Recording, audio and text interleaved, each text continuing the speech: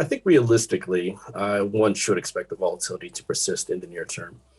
Investors are quite nervous with respect to growth and inflation, particularly in the developed world. We have, for instance, in the US, which just technically entered into a recession, a lot of concern about the outlook for growth in 2023. Because we have a Fed that is determined to bring inflation back to its target. So there's a lot of fear that a hawkish Fed is going to trigger a recession, which actually is our base case. But what remains to be seen is how deep or how prolonged that recession is going to be.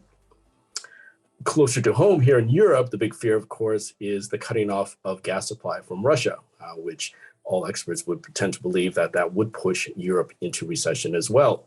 And those fears and those concerns about the inflation impact of that action also has helped accelerate the front loading of rate hikes from the ECB. So understandably, there are a lot of concerns about European growth as well. And then lastly, China, the other big leg of the equation when it comes to global growth. There have been concerns all year about China's approach with zero COVID and how that has really undermined domestic demand in China. We have the ongoing headwinds in the real estate sector as well in China. And unfortunately, in the near term, we don't see much relief with respect to either of these topics. The one positive, though, is that the Chinese policymakers do seem to be taking things a little bit more seriously and providing some stimulus. They've been introducing monetary stimulus. There's also been fiscal stimulus in the form of increased infrastructure spending, and also a bit more support for the real estate sector, which remains very key to the Chinese economy. Upwards of 25% of the economy is tied to the real estate sector. And then lastly, the great hope is that there will be a change with respect to the zero COVID policy, probably in the beginning of next year, after the key National Party Congress, which takes place at the end of this year. At that point in time, Chinese policymakers will probably have a bit more flexibility in changing tacks a bit when it comes to their approach to COVID.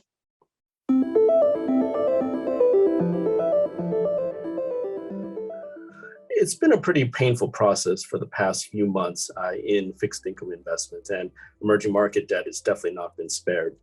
What has happened, though, is that through this process of creative destruction, we now have yields that are now in excess of 8% with sovereign bonds. And in fact, if you go across the piece, whether it's hard currency sovereign bonds, corporate bonds, or local currency bonds, we're very much at the top end of the range when it comes to the past decade of yields that have prevailed in these different segments of the asset class. So what we do now have is true value in the asset class. And we know that it's been a struggle for investors to allocate to fixed income, especially those investors who are looking to match long-term liabilities. With a low yield environment that has prevailed in the past decade, this has been a true challenge. But now, with yields, as I mentioned, in excess of 8% in emerging market sovereigns, we no longer think that's the case. And fixed income can again provide a solution for those asset allocators looking to match long-term liabilities. In particular, we think that there's good value in frontier markets. Frontier market yields have now gone in excess of 10%. There are valid concerns about default prospects in a number of countries. But we do think, conversely, that this sell-off has generated opportunities in a number of countries where we think that the prospect of default is very low. So countries like Armenia, Uzbekistan, Serbia, Dominican Republic, these are just a handful of countries where we think the potential for strong returns in the second half of the year are very much there. So over the last few years, we've seen a huge pickup in green, sustainable and social bond over issuance in EM over the last few years. To give you an idea of some numbers, back in 2018, overall issuance was around 5%. And generally issuance within the EM corporate bond market is around $500 billion a year. So we're looking at around 20 billion back in 2018. Last year, 2021, issuance was above 20% of global issuance in the EM bond market. So we're looking at in excess of $100 billion of issuance. Also, over the last sort of 2-3 years, we've seen around a dozen first-time EM corporate bond issuers whose business models materially and positively align with the UN Social Development Goals. These have been from a broad range of sectors and geographies, including a Filipino water utility company, a Chinese EV battery manufacturer, a Peruvian oncology unit operator, and a Guatemalan renewable power producer. We expect these trends to continue.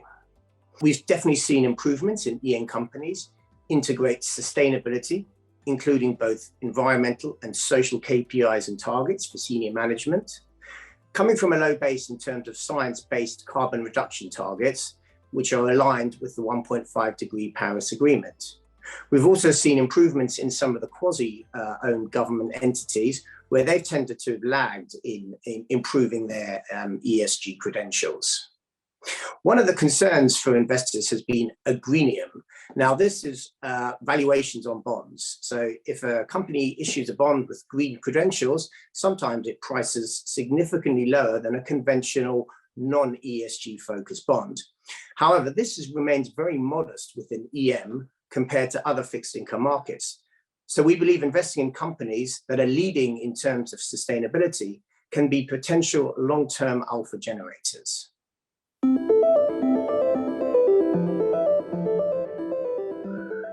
The unfortunate events in Ukraine has understandably triggered a lot of concerns about the outlook for inflation.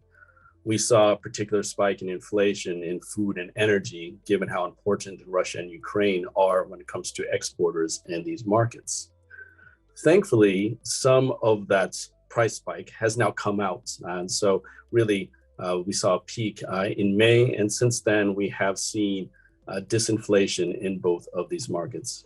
And this is important because for emerging market policymakers, they've had to respond, particularly the central banks have had to hike rates, which they had been doing before, but with this further impulse in inflation from food and energy, that has caused central banks in emerging markets to hike even further.